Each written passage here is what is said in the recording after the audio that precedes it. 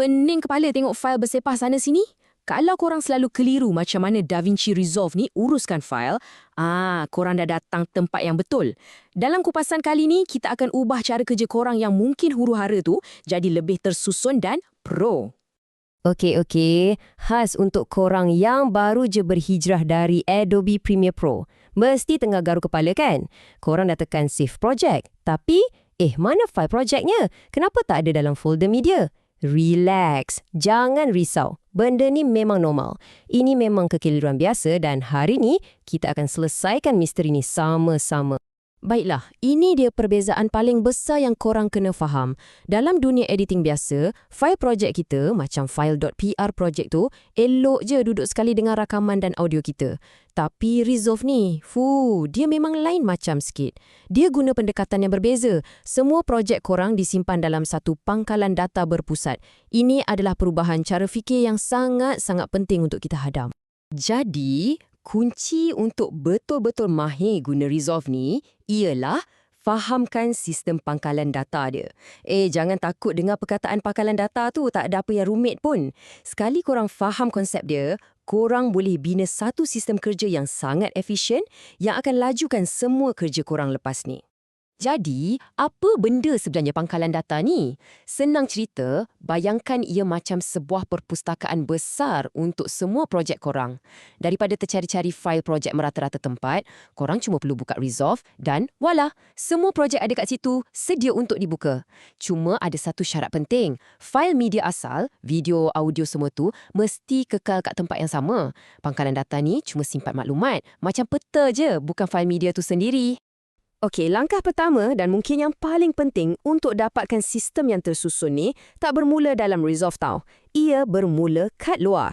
Ia bermula dengan kita cipta satu rangka tindakan, satu struktur folder induk yang universal dan boleh kita guna berulang kali. Inilah tapak asas untuk semua projek kita nanti. Dan inilah strateginya. Cuba bayangkan. Setiap kali nak mulakan projek baru, korang cuma perlu copy-paste folder template ni. Tak payah lagi nak buat folder yang sama satu persatu setiap kali. Ini bukan saja jimatkan banyak masa, tapi ia juga wujudkan satu konsistensi dalam semua projek korang. Nak cari apa-apa pun jadi senang, tak kira projek mana yang tengah buat. Jom kita tengok apa ada dalam folder induk ni. Pertama, folder projek. Kat sinilah kita akan simpan file template DRP kita nanti. Kedua, rakaman untuk semua klip video. Ketiga, audio untuk muzik, kesan bunyi, rakaman suara. Keempat, grafik untuk logo ke apa-apa animasi. Kelima, pembungkusan. Folder ni penting gila untuk benda macam thumbnail atau klip promosi. Dan akhir sekali, penghantaran, tempat video yang dah siap. Nampak tak? Semuanya kemas kat satu tempat. Dan kita boleh buat lagi detail tau. Dalam folder rakaman tu, buat lagi subfolder untuk A-roll, B-roll, rakaman skrin. Dalam pembungkusan pula, asingkan fail untuk thumbnail dan bahan promosi lain. Percayalah, lagi teliti kita sekarang, lagi senang hidup kita bila tengah kejar deadline. Okey, tapak kita kat luar Resolve dah mantap. Sekarang, jom kita ke langkah seterusnya, di mana semuanya akan bersatu. Kita akan cerminkan struktur folder yang sama tadi, tapi kali ini di dalam Resolve menggunakan bin. Jadi, kunci dia kat sini ialah konsistensi. Kalau folder kat luar nama dia rakaman, bin dalam Resolve pun mesti nama rakaman. Bila kita buat macam ni, kepala kita tak serabut. Kita tahu kat mana nak cari barang. Aliran kerja kita akan jadi lebih semula jadi, lebih laju. Dalam template project Resolve kita, siapkan bin ni awal-awal. Satu untuk garis masa dengan sub-bin untuk versi terkini, untuk nest atau suntingan berkumpul dan paling penting, versi lama. Yang ni memang penyelamat kalau kita nak patah balik ke suntingan sebelum ni. Lepas tu, satu bin utama untuk media yang ikut sebiji macam folder kita kat luar. Audio, rakaman, grafik. Macam ni setiap projek kita mula dengan tapak yang sama dan kemas.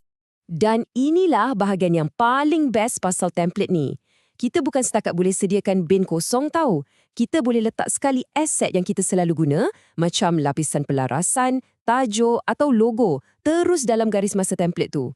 Jadi bila kita mula projek baru, benda-benda asas ni semua dah ada kat situ. Memang jimat masa gila. Okey, sekarang jom kita masuk bahagian teknikal sikit tapi yang ini sangat-sangat penting. Kita kena faham dua jenis fail utama yang kita boleh eksport dari Resolve. Ini adalah ilmu wajib tahu untuk uruskan kerja kita dengan cekap. Pertama, kita ada file.drp. Anggap fail ni macam rangka tindakan atau resepi untuk projek kita. Dia simpan semua keputusan suntingan kita, color grading, kesan khas, structure bin, tapi, dan ini penting, dia tak simpan fail media yang sebenar. Saiz dia kecil je, jadi ia memang sempurna untuk buat fail template atau kalau nak kongsi suntingan dengan kawan tanpa perlu hantar semua fail media. Seterusnya, kita ada file.dra. Yang ini pula package lengkap. Bila kita eksport sebagai archive, Resolve akan kumpulkan fail projek DAN, semua klip video, fail audio dan image yang kita guna, lepas tu dia bungkus semua sekali dalam satu fail besar. Memang package semua termasuk. Jadual ni jelaskan semuanya dengan mudah. DRP hanya data projek. Saiz kecil, terbaik untuk template. Manakala DRA pula ada data projek dan semua media. Saiz dia memang sangat besar dan ia pilihan terbaik untuk simpan projek yang dah siap atau kalau nak pindah ke komputer lain. Dengan fail DRA, kita dah tak perlu risau pasal masalah media offline yang selalu buat kita sakit kepala tu. Baiklah, jom kita gabungkan semua yang kita dah belajar tadi menjadi satu aliran kerja yang simple tapi sangat berkesan. Prosesnya senang je, ada 3 langkah. Pertama, setiap kali ada projek baru, copy-paste folder template induk korang. Kedua, buka file template.drp dalam Resolve dan mula masukkan media dalam bin yang dah siap sedia tu. Dan ketiga, ingat peraturan ni ya, guna DRP untuk template dan simpanan ringkas, guna DRA bila projek dah siap dan nak simpan sebagai arsip atau nak pindah ke mana-mana. Dan inilah hasilnya. Dengan sistem ni, korang tak akan bazir masa lagi cari fail atau pening kepala fikir kat mana nak simpan sesuatu. Semua tenaga dan fikiran kita boleh tumpu pada benda yang paling penting, proses kreatif, proses editing tu sendiri. Jadi, bila asas kerja kita dah kukuh dan tersusun macam ni, soalannya bukan lagi macam mana, tapi apa. Dengan lebih banyak masa dan ketenangan fikiran yang korang dapat, agaknya apa karya hebat seterusnya yang korang akan hasilkan?